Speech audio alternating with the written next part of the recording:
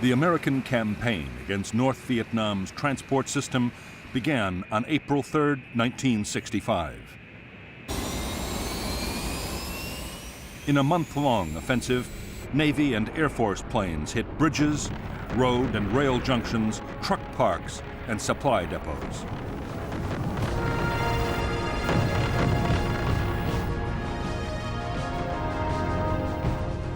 For the Americans, one of the most important targets was the Ham Rung Bridge across the Song Ma River. The bridge was a choke point for troops and supplies moving southwards.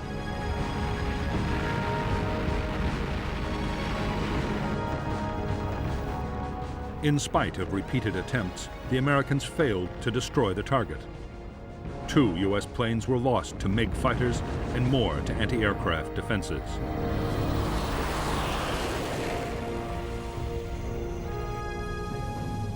Although the bombing was meant to damage the North Vietnamese military transport system, it also had political aims.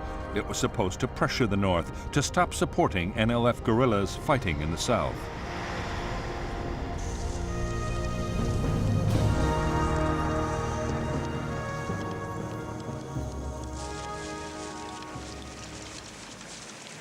In spite of the mounting damage, Ho Chi Minh, the northern president, was defiant.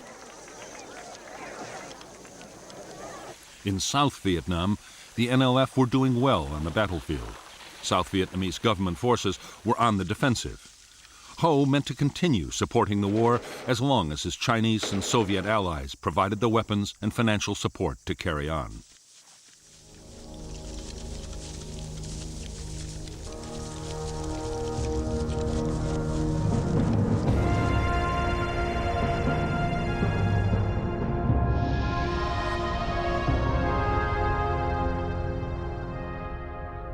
North Vietnam's war materials from the Soviet Union and China came overland by rail or by sea into the major ports of Haiphong, Hon Gai, and Cam Pha.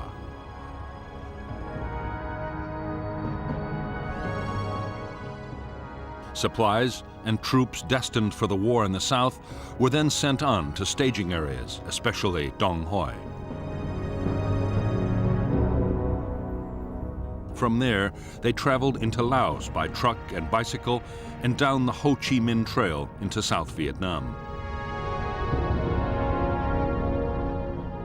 More troops and supplies went south by sea.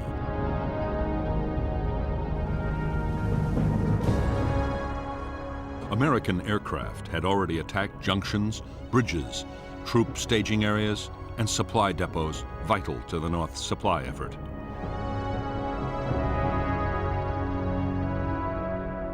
However, the northeast quadrant, with the population centers of Hanoi and Haiphong, would be left alone for the time being, at least. So too would the transport links to China, around which there were now heavy concentrations of Chinese anti-aircraft guns.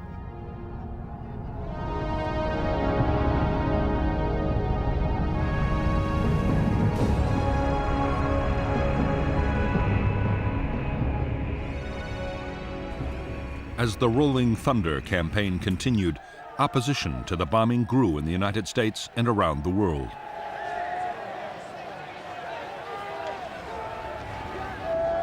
On May 13, 1965, U.S. President Lyndon Johnson agreed to halt the bombing for 5 days.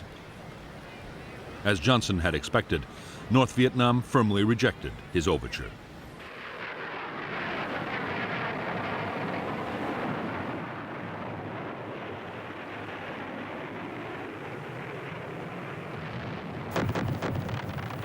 In the months that followed the bombing pause, Rolling Thunder attacks were steadily intensified.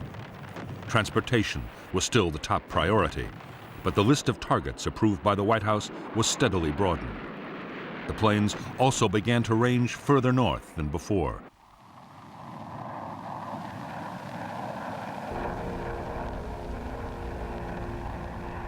Soon, U.S. fighters had shot down their first MiGs of the air war.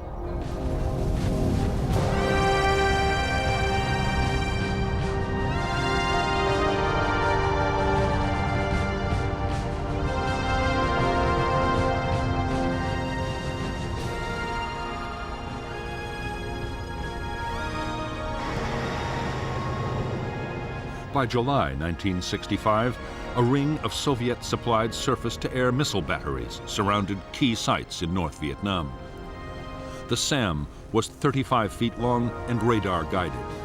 It could hit a target 20 miles away and was one of the most advanced anti-aircraft weapons in the world.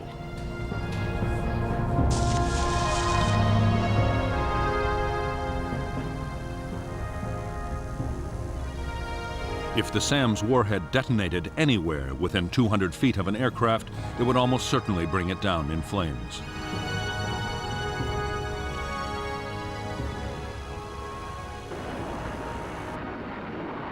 The missile defenses destroyed their first U.S. aircraft in late July 1965. In the coming months, 1 in every 20 SAMs fired would hit its target. By the end of 1965, they had lost 171 planes. For American air commanders, the SAMs were a nightmare. The only solution was to try and stay outside their range for as long as possible.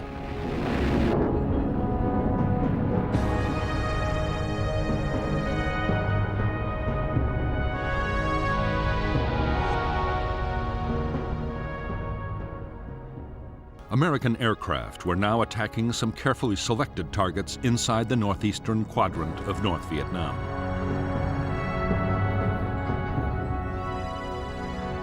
However, they had orders to avoid prohibited zones of 10 miles around the capital Hanoi and 4 miles around the port of Haiphong.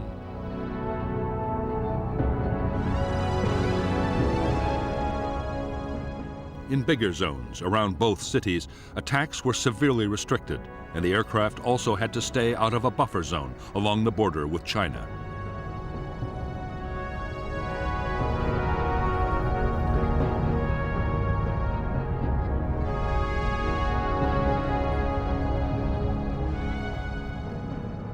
It was in the northeastern quadrant that the North Vietnamese had built up the heaviest concentrations of fighters and anti-aircraft missiles. The Americans knew the operating ranges of the MiGs and the SAMs. Attacking aircraft took elaborate measures to avoid them until the last possible moment.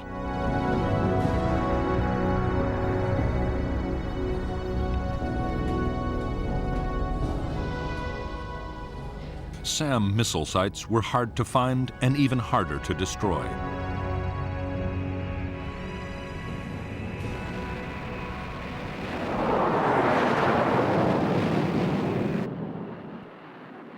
To make the problem worse, those inside prohibited zones around Hanoi and Haiphong could not be attacked at all. It would be months before the restriction was lifted.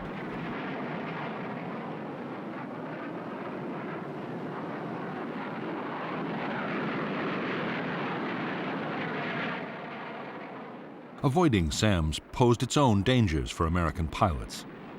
The missiles were most dangerous to planes flying at 20,000 feet or above. A low-flying aircraft was less at risk, but then it was inside the range of the anti-aircraft guns.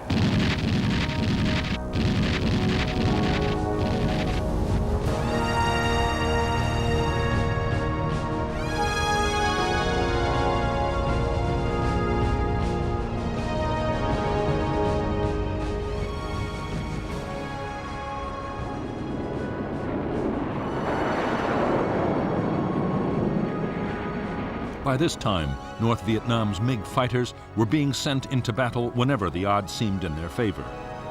Always they fought under strict control from the ground. Their tactics were to approach from behind and above the Americans and then mount a sudden ambush.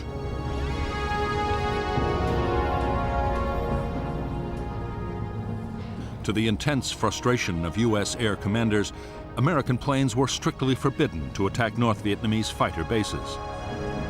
The fear in the White House was that Chinese or Soviet advisors might be killed, provoking retaliation.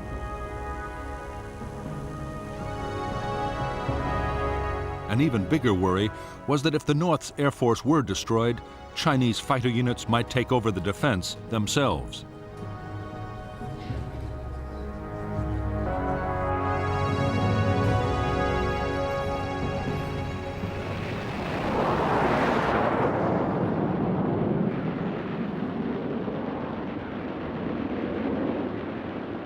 By September 1965, MiGs had destroyed 11 U.S. aircraft in combat, but more than 20 MiGs had been shot down by American planes.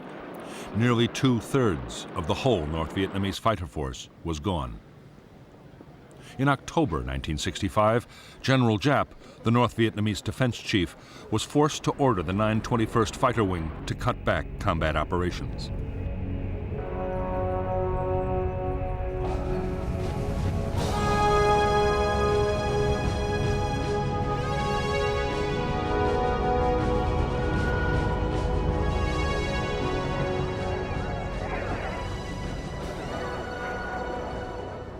On December 24, 1965, President Johnson announced another temporary halt to the bombing of North Vietnam and offered talks.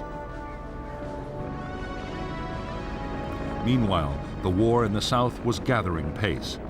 By the start of 1966, 184,000 U.S. troops had arrived in country.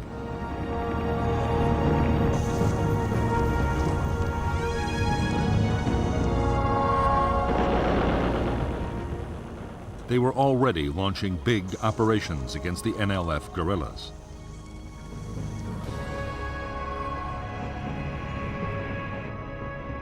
Months before, American leaders had decided that the air war in the South would, if necessary, take priority over operations against the North. Hundreds of transport aircraft and fighter bombers supported American troops. Strike aircraft could be called in by any combat unit in the field.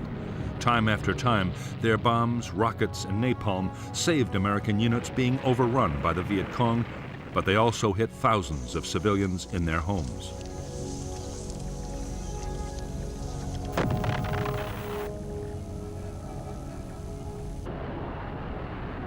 Against Viet Cong troops in the open, tactical fighter bombers were accurate and destructive weapons. However, against fortified guerrilla bases spread out under the forest canopy, they were almost useless.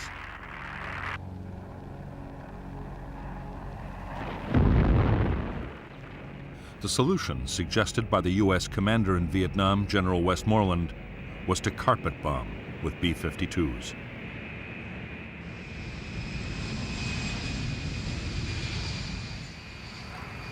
The B-52 could carry 51 750 and 500-pound bombs, a 13.5-ton payload. A modified version, the Big Belly, could carry 108 750 and 500-pound bombs, a massive 31.75 tons.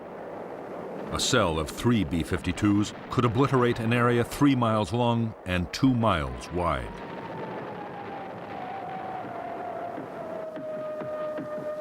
B-52 raids were codenamed Arclight.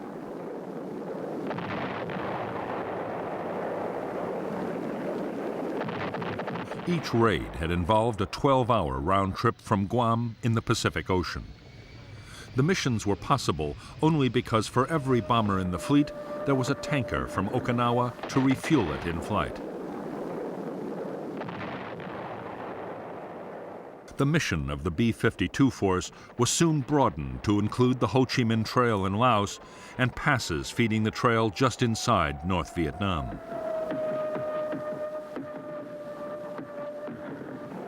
The bombers were also accurate enough to support U.S. troops on the ground. Radar could direct the B-52s to a target day or night up to 200 miles away and tell the crew exactly when to drop their bombs.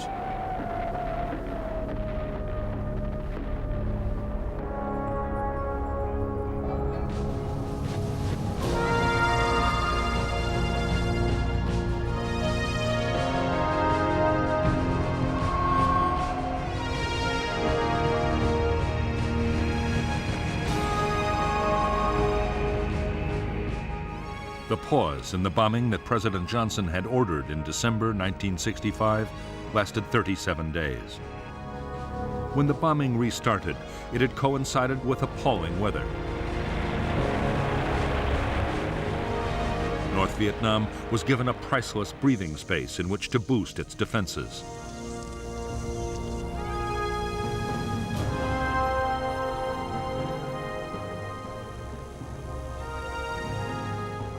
The North's most important installations were now defended by 5,000 anti-aircraft guns.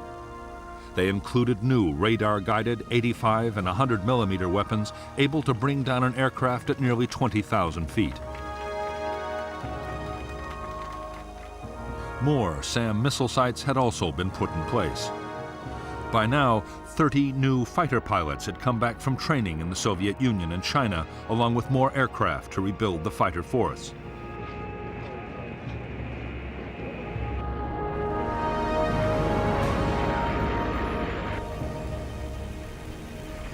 American aircraft losses were now 20 a month over North Vietnam.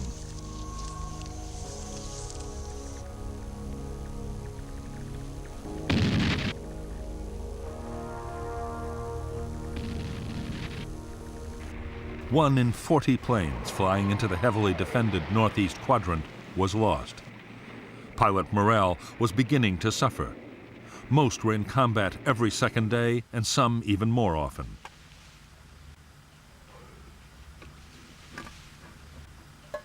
Realizing that dangerous problems were developing, the Americans moved to send more carrier pilots to Southeast Asia.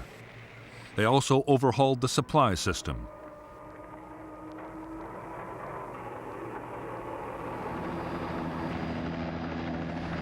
At the same time, other changes were made to help reduce American casualties and boost morale.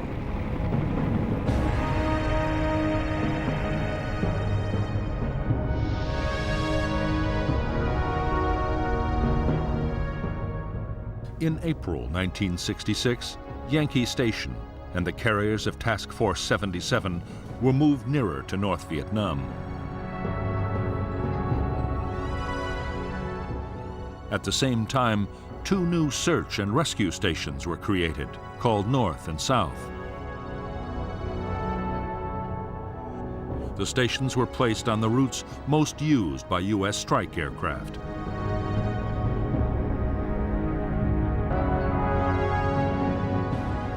Up to now, U.S. Air Force and Navy planes had taken turns to hit different areas of North Vietnam. There were always problems of coordination.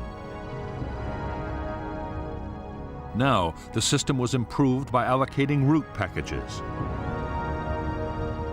Route Package 1 was given to Military Assistance Command in the South as part of the war on the demilitarized zone.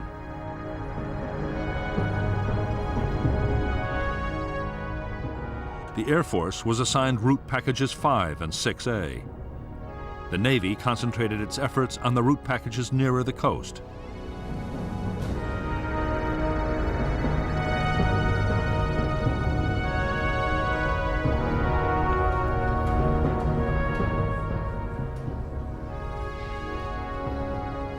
The route package system allowed American pilots to learn the defenses of their own target areas. Combined with the area's search and rescue operations, it did help save pilots' lives, but did little to reduce aircraft losses. In May and June 1966, 18 planes were shot down. 7 pilots were picked up by the search and rescue forces.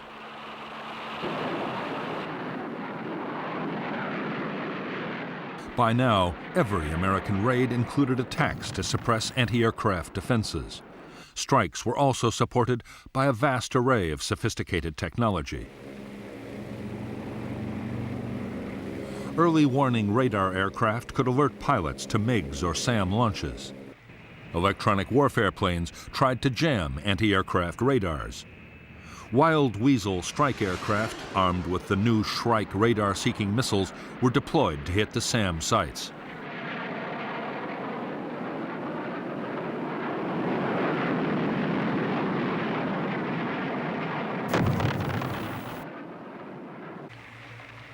The Americans also had a new and formidable attack aircraft.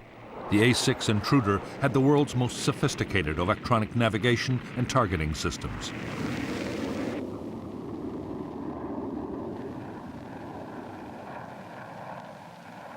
It could find and hit targets day or night in any weather and carried a 6.5-ton bomb load. In poor conditions, a pair of intruders could destroy a target that a normal raid of 100 aircraft might fail to hit.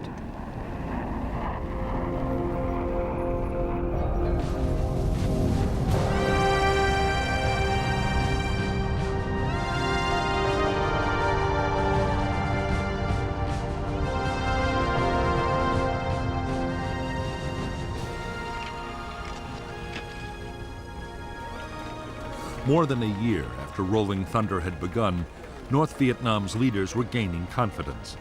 The bombing had unified the North Vietnamese people. Damaged railway stock, trucks, and industrial equipment were being replaced by the Soviet Union and China. Almost every day, a supply ship arrived in Haiphong Harbor.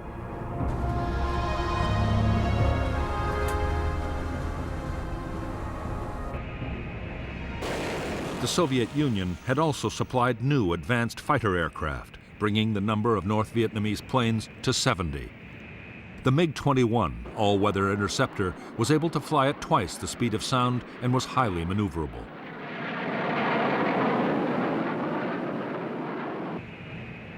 It was armed with 2 cannon and 2 Atoll infrared homing missiles, deadly weapons at medium ranges.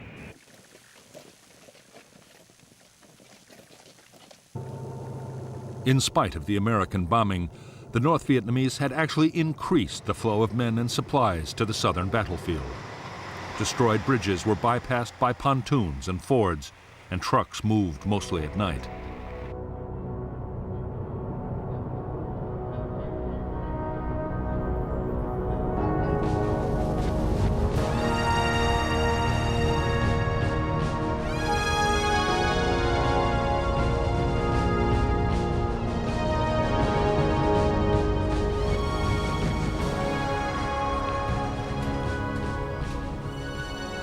For months, the American Joint Chiefs of Staff in Washington had been urging the president to launch an all-out campaign against North Vietnam. Above all, they wanted to target petroleum and oil storage, the PAL system.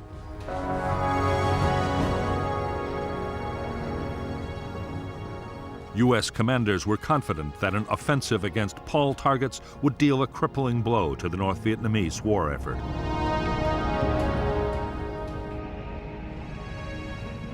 The offensive was put off again and again. President Johnson was waiting for an answer to peace feelers sent out to Hanoi. When there was no response, the president approved the attacks. The first PAL raids on North Vietnam's fuel storage system were launched on June 29, 1966.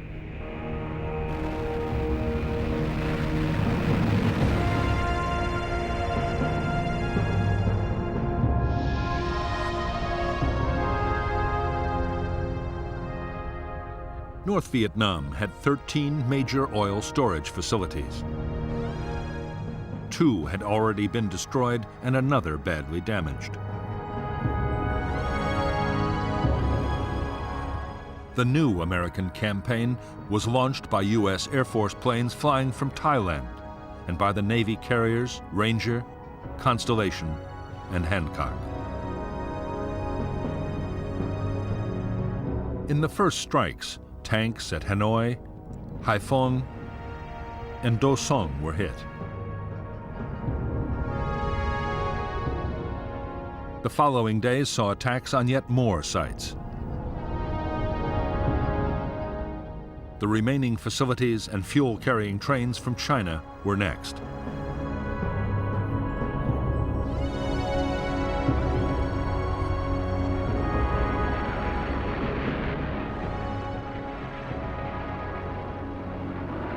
The American attacks were completely devastating. The North's biggest facility at Haiphong was totally destroyed. Smoke from the burning tanks reached 20,000 feet into the sky.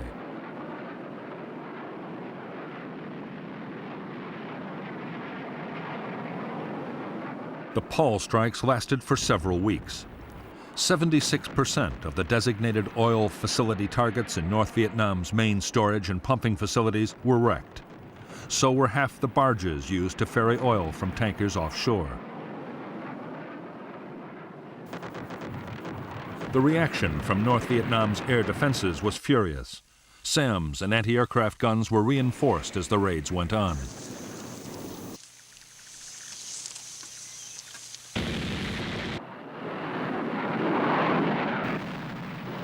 The MiGs, flying from airfields still off-limits to U.S. bombs, could attack at will. American losses were heavy.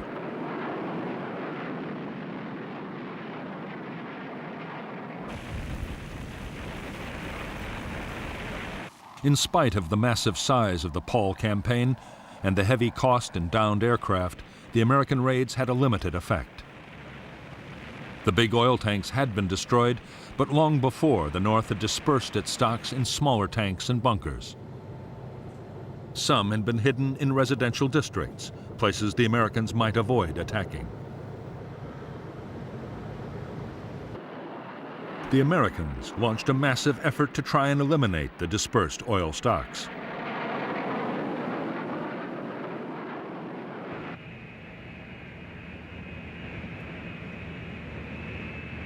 After heavy losses of planes and men, they had destroyed only a fraction. North Vietnam still had more than enough to supply its own needs and the needs of the trucks supplying the southern battlefield.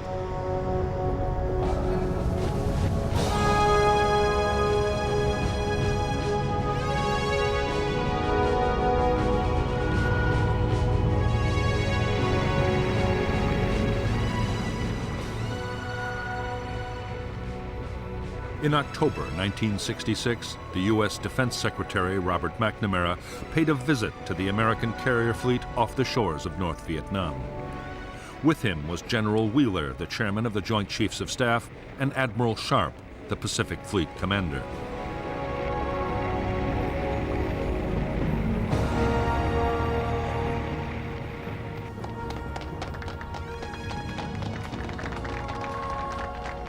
Over the past few months, McNamara had grown more and more disillusioned with the Rolling Thunder campaign.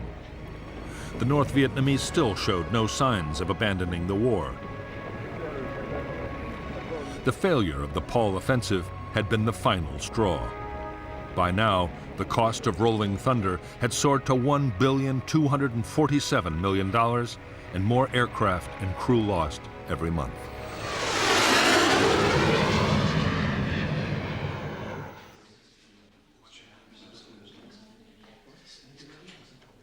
McNamara now favored curtailing the bombing. He argued that U.S. aircraft should concentrate on attacking the supply routes from North Vietnam to the south, at a much lower cost in lives and cash. Military leaders were dismayed. Their argument was that Rolling Thunder had failed because, with all the restrictions, it had never been given a chance to succeed.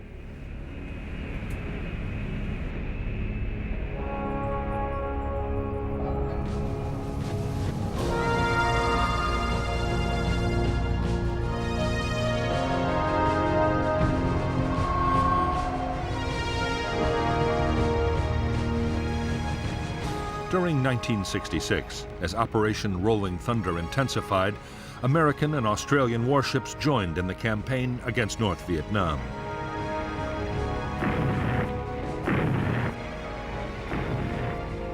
Operation Sea Dragon attacked more than 3,500 land targets, including bridges, railroad yards, and truck parks.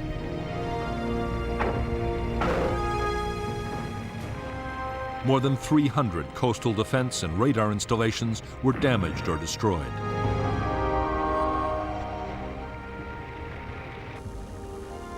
The attacks were fiercely resisted by North Vietnamese coastal artillery batteries.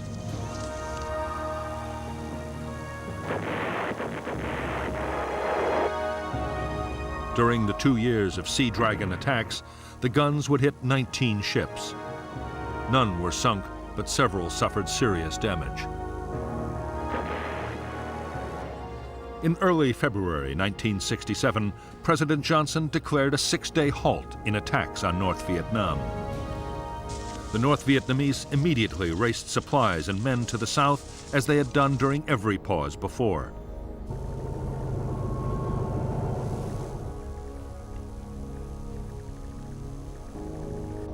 Ho Chi Minh replied to Johnson's offer of negotiations with a demand that the bombing stop completely. Ho made no promise that even then he would talk.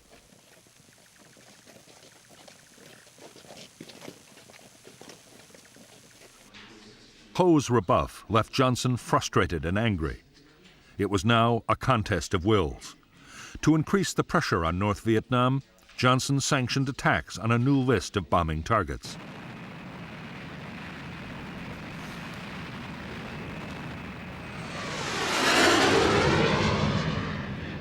American planes would attack the North's airfields, power plants, and industries, while the Navy's Operation Sea Dragon would be expanded. It was a major step towards an all-out campaign.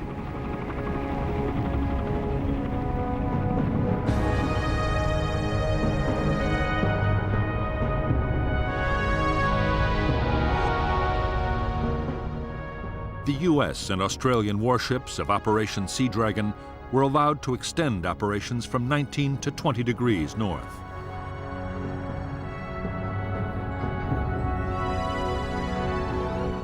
Aircraft were sent to mine river mouths and later inland waterways as well, up to the same line.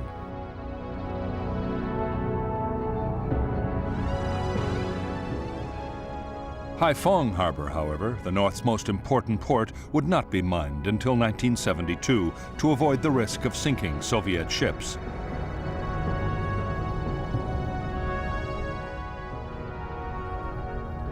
The new targets for U.S. bombers were the airfields, power plants, and industries of the northeastern quadrant. Some targets were inside the previously prohibited zones around Hanoi and Haiphong.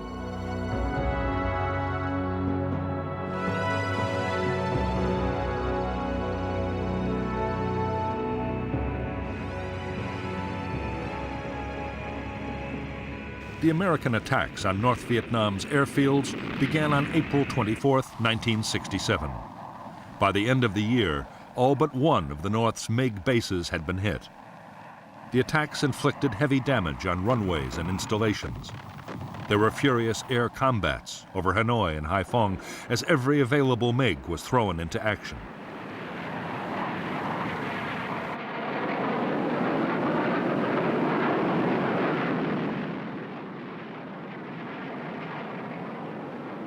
After the airfield attacks came the strikes on industrial targets and power plants. 32% of the North's electrical power generating capacity was cut, but the remaining plants were adequate to supply most of the North's small industrial plants.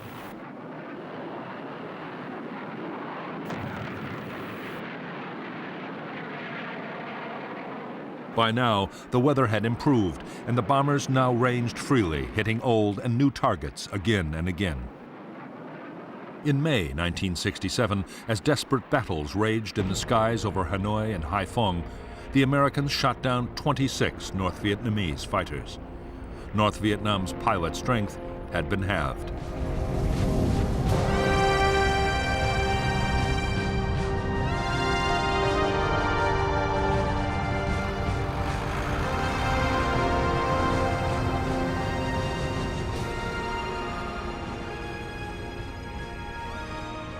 While the latest offensive against North Vietnam was still underway, in Washington a bitter argument was raging about strategy in Vietnam. President Johnson's civilian and military advisors were now completely at odds. The military wanted a major escalation of the air and ground war in an all-out push for victory. The civilians, especially Robert McNamara, were calling for the war effort to be leveled off.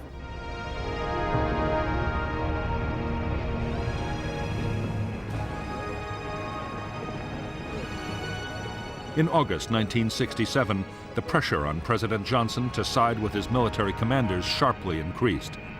A Senate subcommittee was about to call for much heavier bombing of North Vietnam. To head off criticism, Johnson approved a sharp escalation in Rolling Thunder.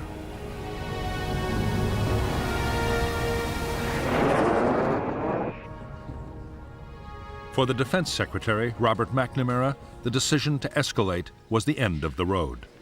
His advice had been ignored, and plainly he no longer had the confidence of the president. McNamara had no option but to resign.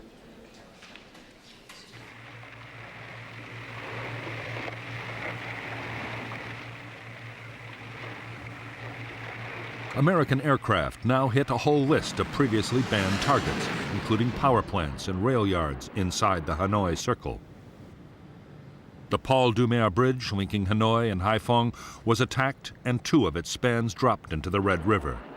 However, engineers hastily carried out temporary repairs, and the bridge continued to carry traffic until it was hit again in October 1967. Targets inside the Chinese border buffer zone were also hit.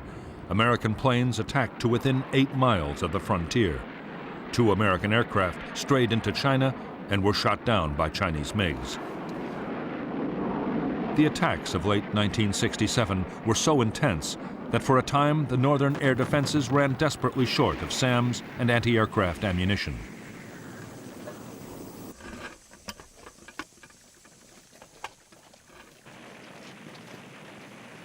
Almost all important targets except Haiphong Port had been hit repeatedly.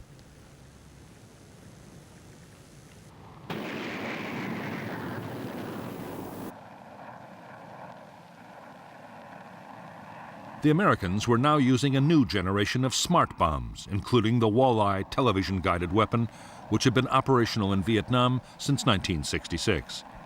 It took many fewer aircraft to destroy a target, which meant in theory that precision attacks could be made, even in densely populated areas. There was little the North Vietnamese air defenses could do to stop the havoc. However, northern leaders still had no intention of giving in to U.S. demands.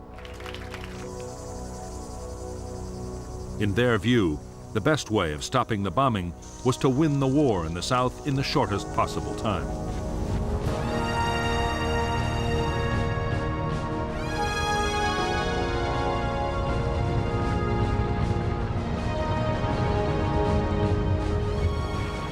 In January 1968, 84,000 NLF and North Vietnamese Army troops launched their long-planned Tet Offensive. They attacked towns and cities all over South Vietnam and held huge tracts of Saigon, the capital, for weeks.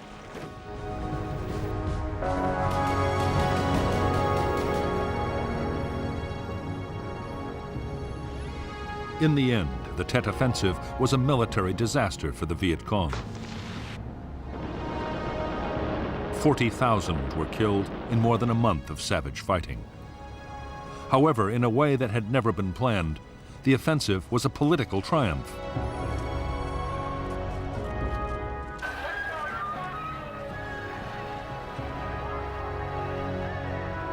In the United States, public opinion had been turning against the war for months. The sheer scale of the latest offensive now seemed to confirm that U.S. strategy had failed. The pressure on President Johnson to look for a negotiated settlement grew irresistible.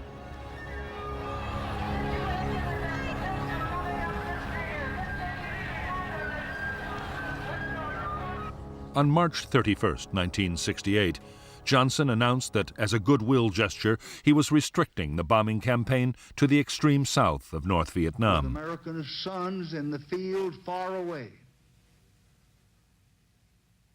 On April 3rd, Hanoi radio announced that if bombing ceased unconditionally, the talks could begin.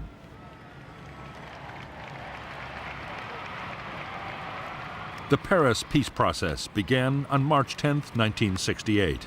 Almost at once, they stalled hopelessly.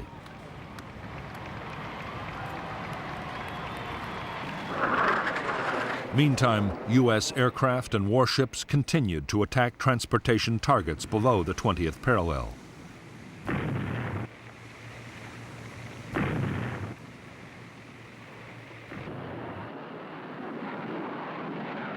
In October 1968, after several months of wrangling and on the eve of the U.S. presidential elections, there was a breakthrough.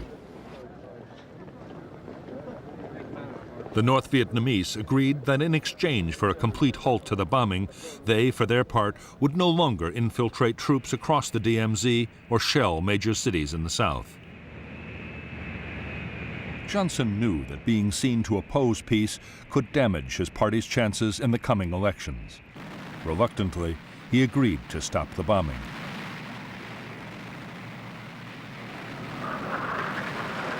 Operation Rolling Thunder came to an end on November 1st, 1968, after 3.5 years. The campaign had cost more than 900 American aircraft.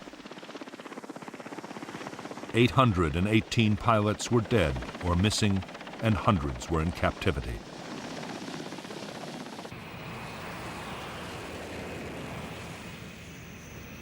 On the northern side, nearly 120 North Vietnamese planes had been destroyed in air combat, in accidents, or by friendly fire. On the ground, according to McNamara's estimates, 182,000 civilians had been killed during Operation Rolling Thunder.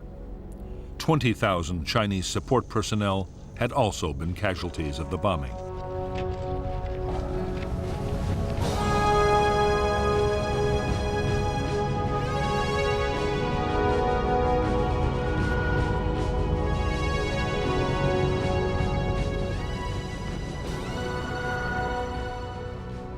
With the end of Rolling Thunder, North Vietnam immediately set about rebuilding its shattered transport system.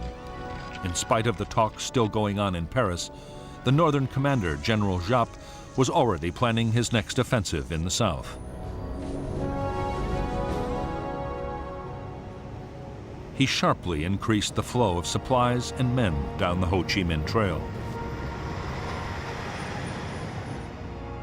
With thousands of U.S. aircraft and pilots no longer tied up attacking North Vietnam, U.S. commanders could concentrate massive air power on Laos. The main aim was to find and destroy the truck convoys moving south. Special forces teams had always scouted into Laos to guide attack aircraft onto targets. But by this time, the U.S. had also deployed the world's most sophisticated electronic surveillance system.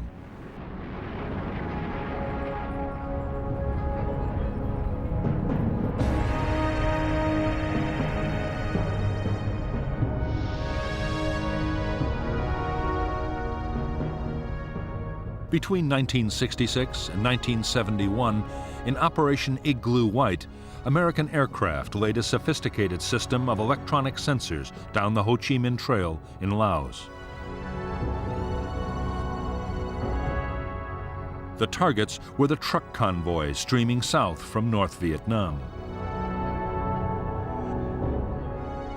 Signals from the sensors were picked up by orbiting aircraft and relayed to a listening center in Nakhon Phanom in Thailand. Other aircraft carried instruments to detect the electrical activity of truck engines. When a convoy was detected, the Americans would launch a raid by B-52s or fighter bombers into the target area.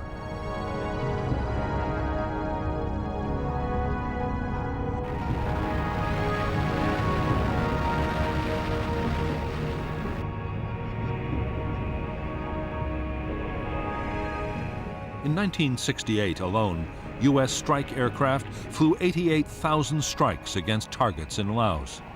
The planes dropped high explosives, cluster bombs, and mines. They were also equipped with new, highly accurate laser-guided bombs.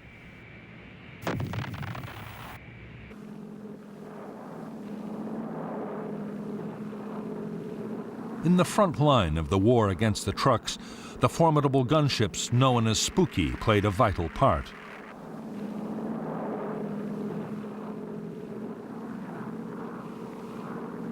The gunships carried 3 miniguns, each able to fire 6,000 rounds a minute. Flying in a circular pattern over the target, the gunship would rain down an awesome weight of fire.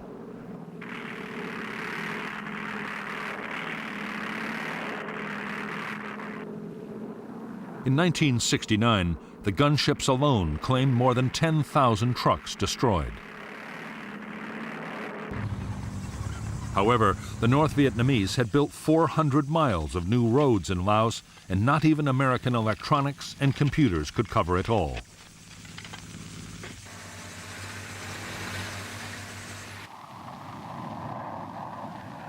Still, U.S. aircraft would drop 750,000 tons of bombs on Laos, 10 times the weight dropped on Japan in World War II.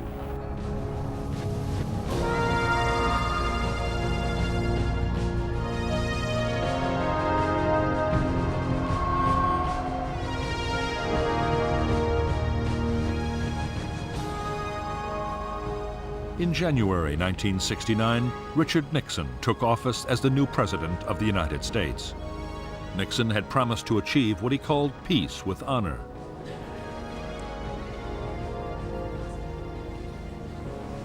The aim was to negotiate a settlement that would allow the 500,000 U.S. troops in Vietnam to be withdrawn, while still allowing South Vietnam to survive.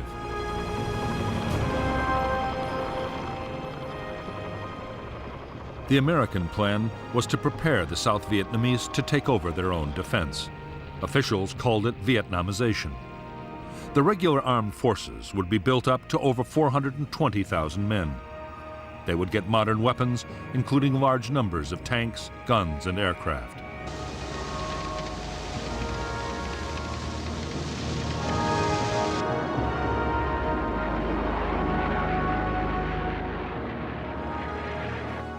The North's strategy for 1969 was to keep up the pressure in South Vietnam. While negotiations were going on, they meant to improve their position on the battlefield.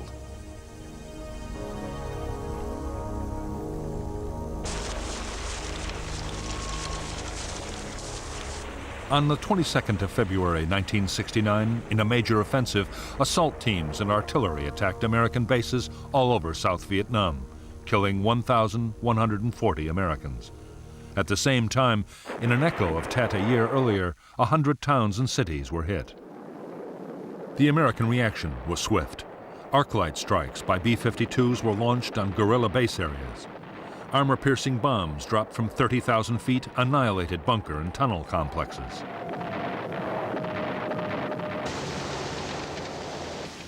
On the ground, American units launched spoiling attacks on guerrilla staging areas and captured enormous quantities of supplies.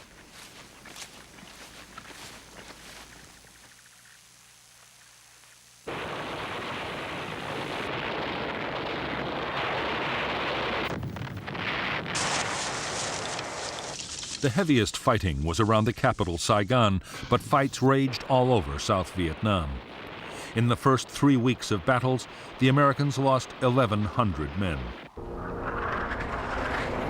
However, American artillery and air power overwhelmed the Viet Cong offensive.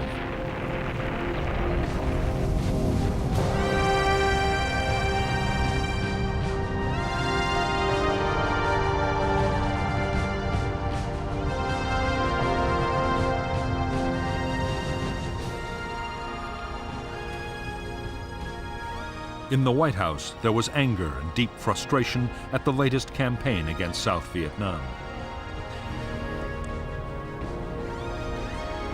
President Nixon and his advisors were determined to retaliate to show that the U.S. was serious about defending its ally. The problem was that going back to bombing North Vietnam would cause an outcry in the United States.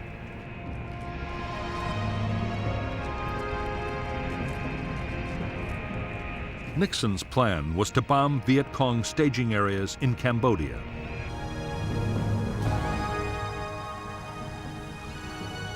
For years, they had been the springboards for attacks against Saigon. These jungle areas held tens of thousands of troops and vast stores of supplies and weapons.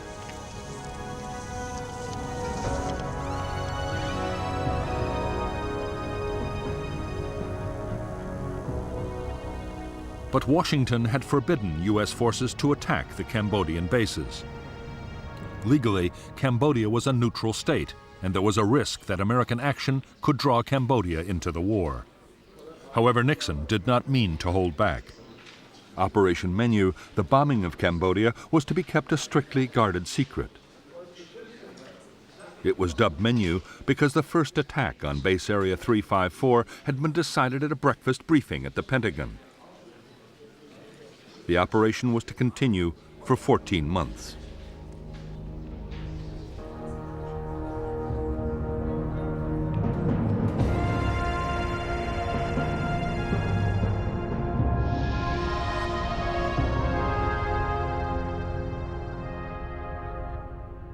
As well as the Ho Chi Minh Trail running from North Vietnam, NVA forces were also supplied by North Vietnamese and Soviet ships, which were allowed to dock at Sihanoukville.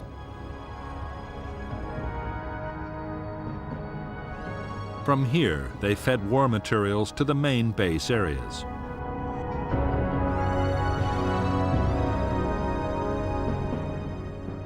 The biggest Viet Cong strongholds were west and north of Saigon, in the areas known as the Parrot's Beak and the Fish Hook. The bases were run by North Vietnamese troops and the NLF.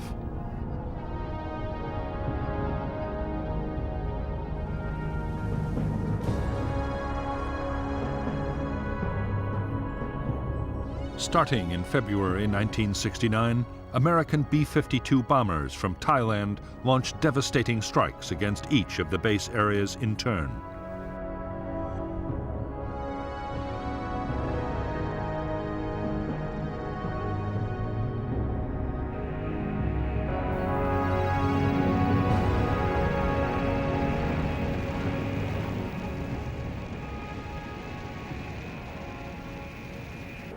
Operation Menu saw more than 4,000 B-52 missions, dropping 120,000 tons of bombs.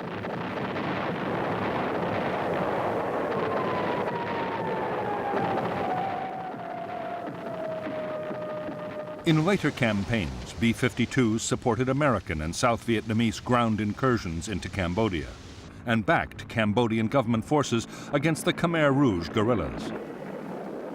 Altogether, in 4 years of bombing, U.S. aircraft would unload more than 500,000 tons of bombs on Cambodia.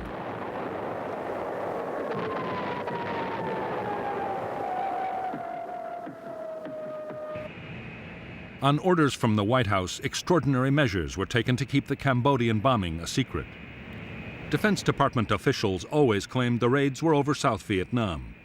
Because the planes were guided to their target by radar at the Bien Hoa air bases, and orders to drop the bombs were also issued from there, often the pilots themselves did not know they were bombing Cambodia. Those that did were ordered to falsify their flight logs upon returning to base to maintain the secrecy.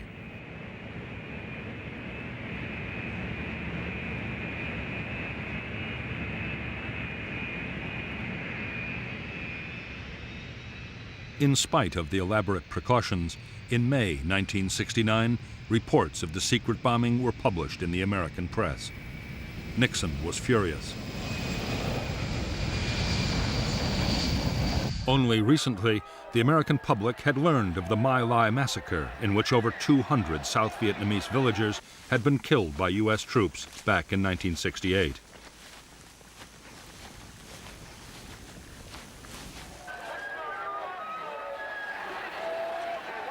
Anti-war feeling had also been fueled by news of the bloody Battle of Hamburger Hill. American troops had suffered heavy casualties capturing the hill, only for it to be abandoned later.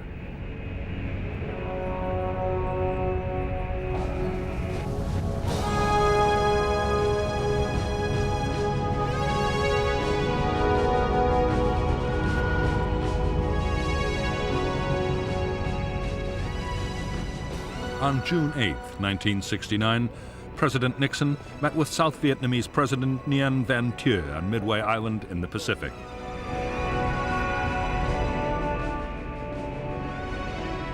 Nixon announced that 25,000 U.S. troops would be withdrawn from Vietnam immediately.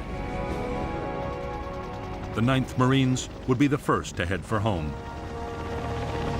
It was the first U.S. troop reduction in the history of the war in Vietnam.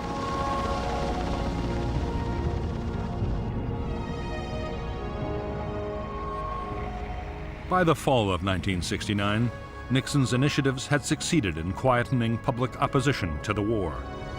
To keep up the momentum, the president announced a second batch of troop withdrawals and promised to reduce the draft call.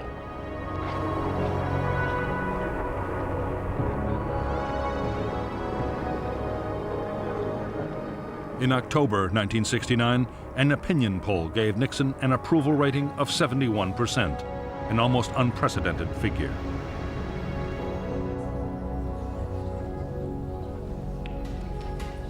Although Nixon was preparing to pull out American troops, he had no intention of giving up on Vietnam. His plan was that even when most American troops had been withdrawn, Americans would continue to supply, train, and arm the South Vietnamese. Most important of all, a formidable shield of American air power would remain to deter communist attacks.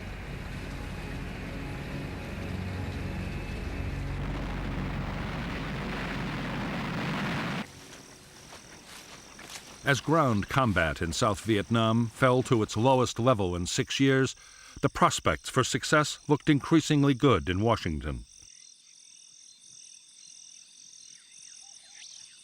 What U.S. officials did not know was that in North Vietnam, the greatest offensive of the whole war was being prepared.